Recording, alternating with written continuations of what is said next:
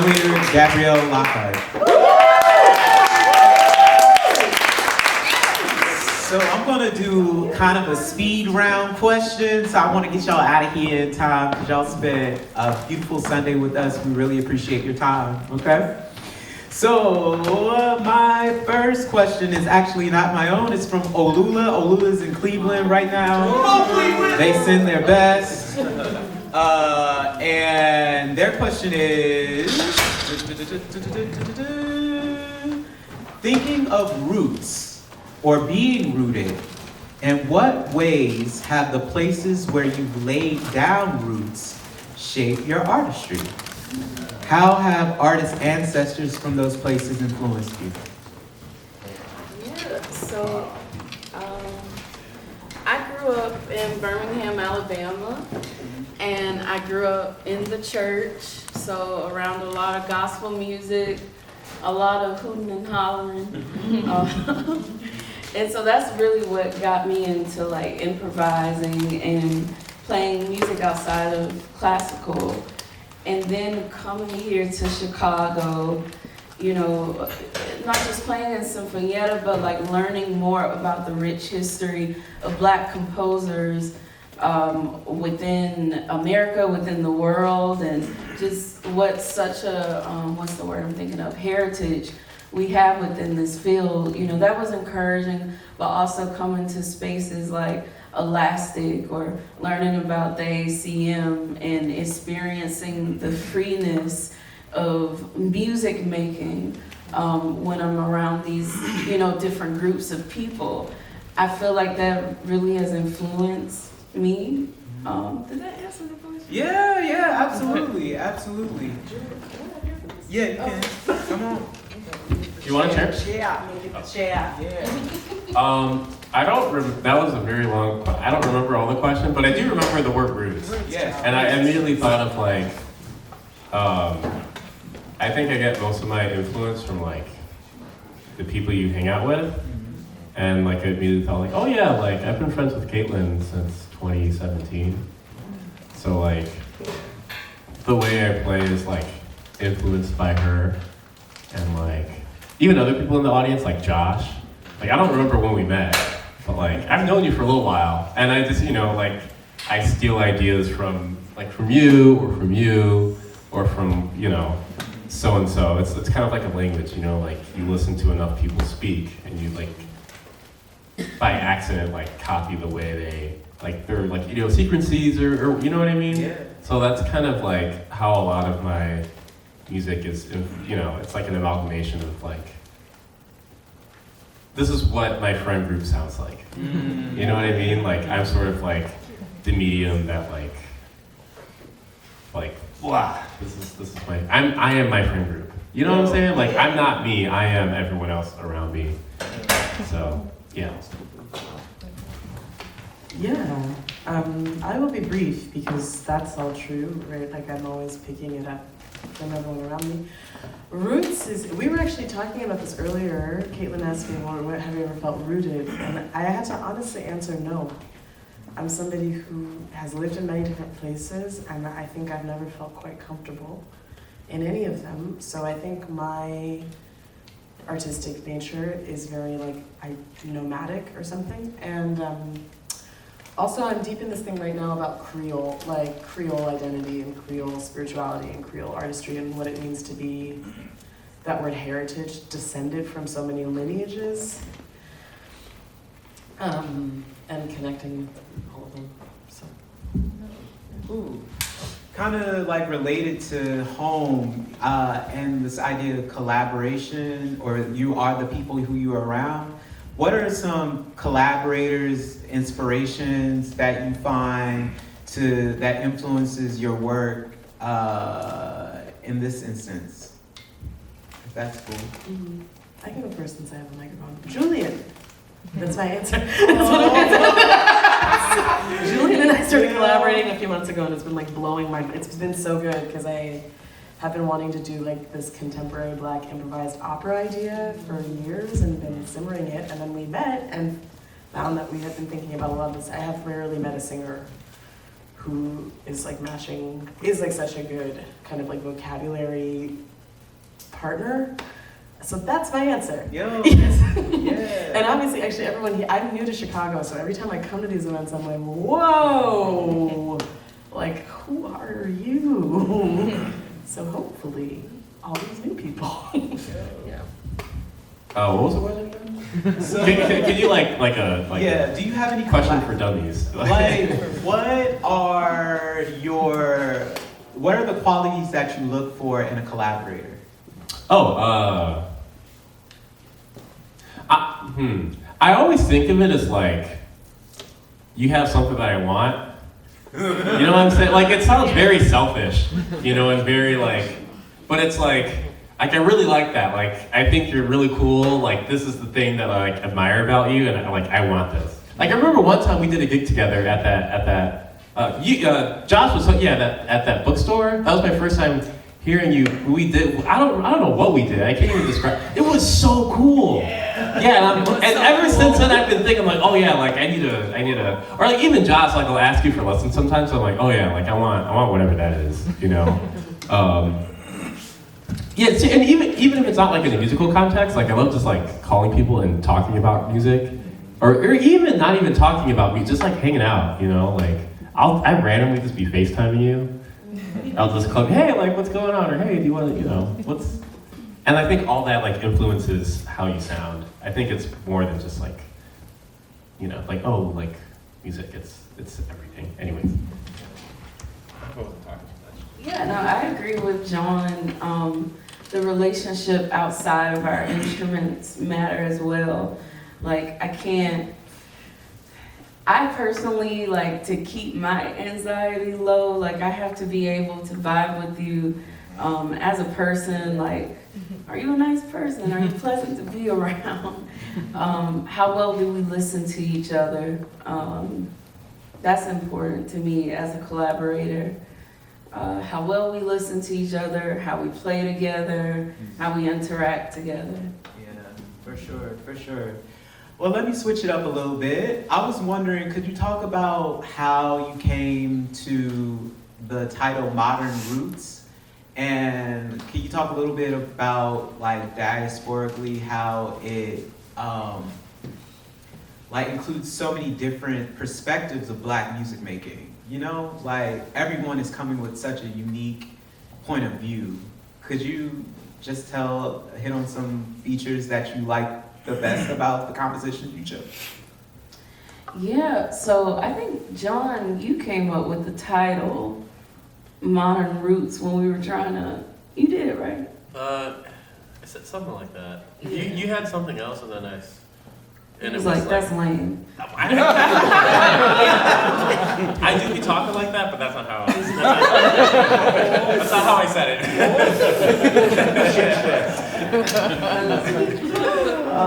I don't know. Well, we've been talking about roots, and to me, it just makes me think about history, and I keep using the word heritage, but like what's literally in our blood.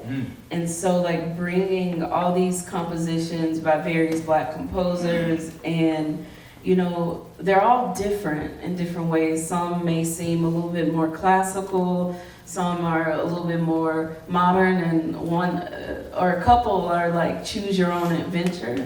But it all is like a culmination of, you know, Blackness. Blackness is not a monolith. It's not just, okay, play these spirituals in a classical way and you're considered a Black composer.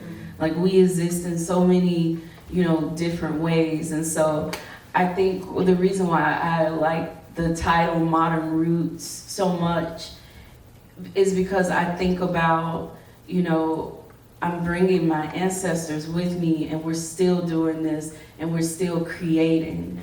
And so, yeah, Modern Roots, that's why.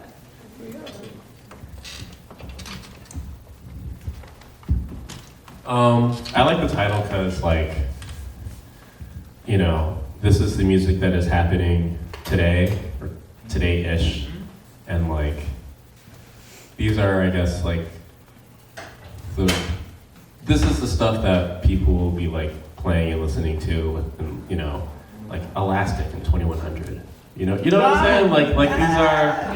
I mean, that's if we make it that far. But like, but yeah, like this is the music today, so we need to play the music that's happening today because that's what's happening, and like these are like the roots or whatever, and then like hopefully like the tree will grow and like the people after us will be like, oh yeah, like this is when Caitlin did the thing or when Joy did the thing, and this is, So, yeah.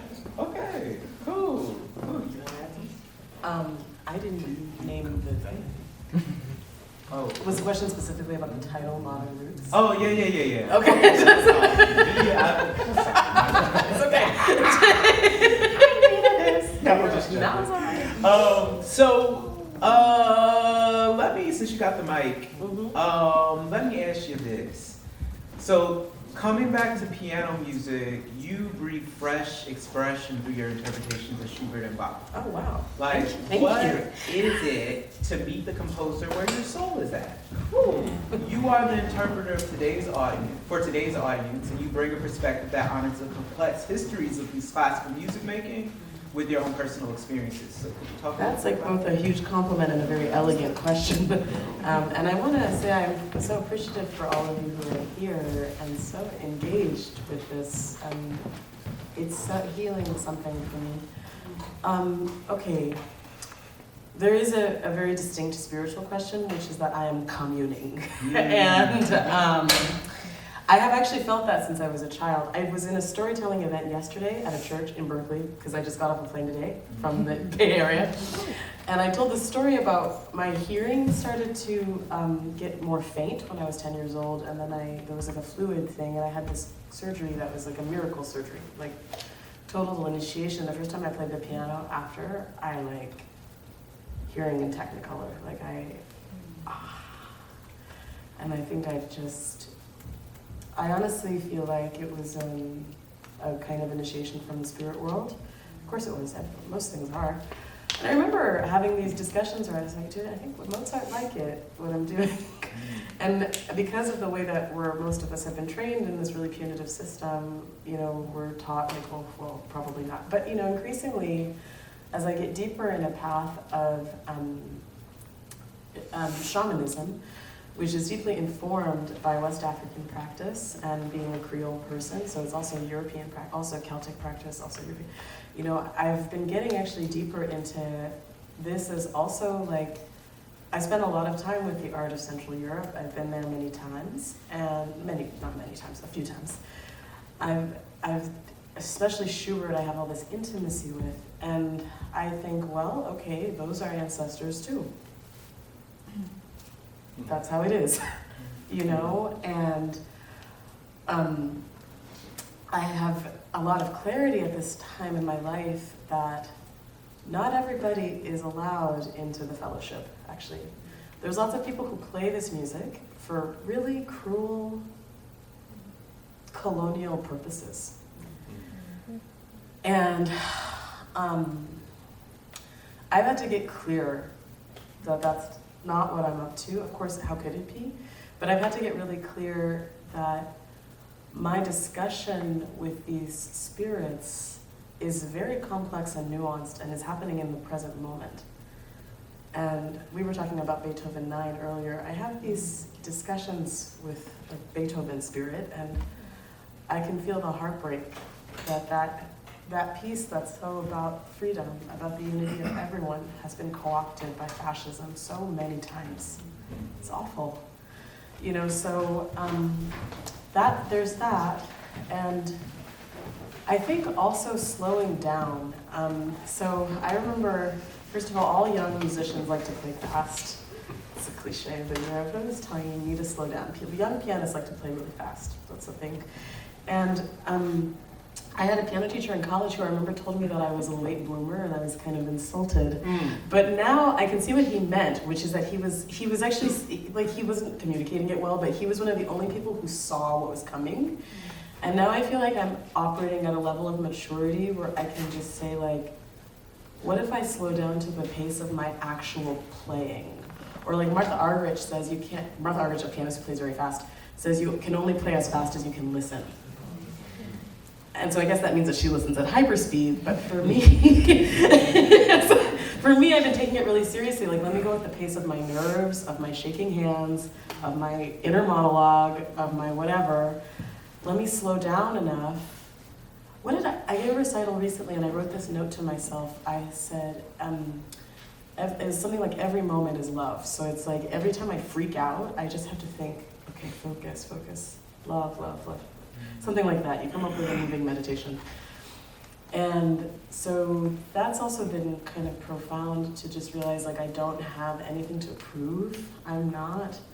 It's no longer my goal to be a big soloist with the symphony. Or as a singer, it is my goal, but as a pianist, it isn't anymore. And so I'm just kind of slowing down because I don't really have to prove anything to anyone. So, yeah. So listening does take you on a journey, but being the one that brings the piece to life, you get to chart the course, right? Could you talk about what it's like to make choices in the sound environment that lead to new places and times? Because I think you were talking about time, like time travel. I hear y'all talk about Buddha. That was mind blowing. Yeah, that was awesome. That was me screaming in the back. What was the question again? I'm sorry, I'm unmedicated, so Could you talk about what it's like to make choices in the sound environment that lead to new places and times? Sometimes you have a plan, you know. One thing that I've like learned, I learned this like after I finished school, like you have to be okay with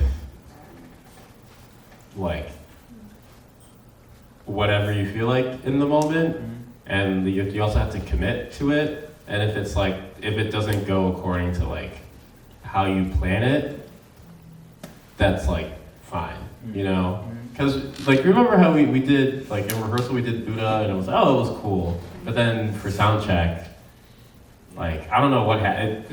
It was so good. So, I don't know if that answers the question, I'm just yapping.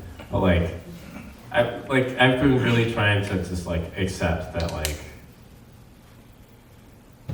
I don't know, like whatever happens, like I need to be okay with it, and I have to like commit to it, and like as long as you commit to it and like believe in yourself, then like it will be cool. Like it will sound good. People will have a good time. Yeah. I don't know if I answered the question. Yeah. That answered someone's question. That answered a question. That's the answer. That's my answer. Oh, okay, that's your answer. Alright, I'll get to y'all in a second. Is there a sense of, y'all got questions, right? If y'all got questions, we got answers, alright. Is there a sense of resistance or protest in the sound of your music making? How does it feel to set up the conditions for yourself to have liberation time in improvising over something that you created or someone else created for you? Yeah. I hate to pull a John, but can you repeat the first half? Yeah. So is there a sense of resistance or protest in the sound of your music? And how does it feel to set up the conditions for yourself to be free, liberatory time in the improvising? Yeah, absolutely. I feel like when I pick this instrument up and I play whatever I'm playing, it is a protest of some sort against whatever like preconceived notions people might have about who's playing that violin, how they're playing it, the technique, the intonation, the vibrato, all the different things. Like all of that kind of goes out the door because like I'm me and I'm presenting like who I am, whatever I am, you know, it's gonna happen. And so I'm gonna do it to, what did Mariah Carey say? I'm gonna do the best I can with what I got. That's my protest when I pick up this instrument. And I forgot the second half. Oh, how does it feel to create in liberatory time, I guess. That's what I just like that term, liberatory time. Liberatory time. And improvising, like, how does it feel to improvise over things that you've created? Like, even listening to your album, like, there is like this sense of freedom that is in the sound when you are creating over backbeats, and it could be as complicated as keys or synth, drone. Those different scapes give you opportunity to be yourself 100%. Yeah, it's definitely liberating to just be able to express yourself, especially like coming out of a classical tradition where everything has to be exact. Like there's no room for error. There's no room for error per se. But to be able to do what I want, and it's my music, and like you're gonna like it or you don't like it, it don't even matter. Well, somewhat, but you know, it is liberating. Yo, cool. One last question for me, and then I'll open it up to everybody. It's simple. Like, what is your favorite arrangement of configuration, like duos, trio, orchestra? What gets you, like collaboration wise? Favorite ensemble? Yeah, ensemble. To listen to or to be in? To be in. To be in. Oh damn. I have no answer. It changes. I have no idea. Okay. I like all of them, so I don't have an answer. Understood. Yeah, I think that's the answer. Like, I'm just interested in it if it works. If it works. If it works, child. So, and there's things I haven't experienced that I would love to, right? Like there's like certain kinds of like musical sensations that require a lot of people that I play a lot of chamber. I play a lot of chamber music, so smaller ensembles a lot. So, you know. I love chamber music, whether it's 2-3 people or 10 people. I love chamber music. I love listening and looking at people while I play and just figuring things out together. Yeah, cool. Well, we open it up to the audience. Does anyone have any questions? Don't be shy. This is your chance. All right.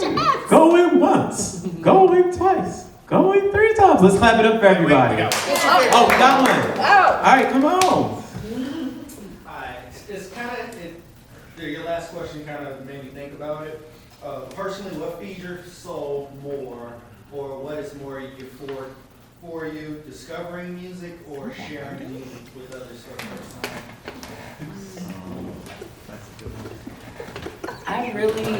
I enjoy performing, even though it terrifies me, but I feel like it's a portion of myself that I'm giving to listeners. And it's a way to, I don't know, it's giving. I like to give. I like to discover new music as well, but I'm usually, just playing and practicing so much that there's less time to discover. But yeah. Okay, so I have a playlist for like on the road, and it's the most like ridiculous, just like complete 180 genres. Not even 180s, it's like all over the place. Like one song will be like grindcore, and then the next song will be like Villalobos, and then the next song will be like a gospel song, and then the next song will be like a country song. I love like learning new stuff that I just wouldn't imagine doing, Like recently I started playing like Carnatic music, which is very random because piano's not even like a part of like the lexicon of instruments. But yeah, I love learning new stuff, and then I love sharing new stuff with people because it's it's like show and tell. It's like, oh, like look at this rock or something. You know how kids are. Yeah. I'm like, oh, look at this rock. Like this rock is like very smooth. So like I love discovering the rock, and if it's cool, then I love sharing the rock with other people.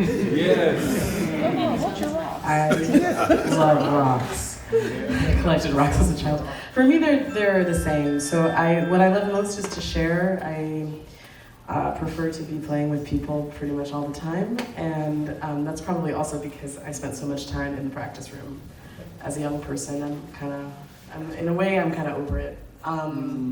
So most of my discovery comes through relationships, comes through doing events, listening to this. I learned so much today listening to that amazing program. I'm so excited, things I never would have listened to. So I don't really see them as distinct. But for me, the magic of improvisation and the deep richness of it has been that it's like the music just strings up, and the most important thing is relationships.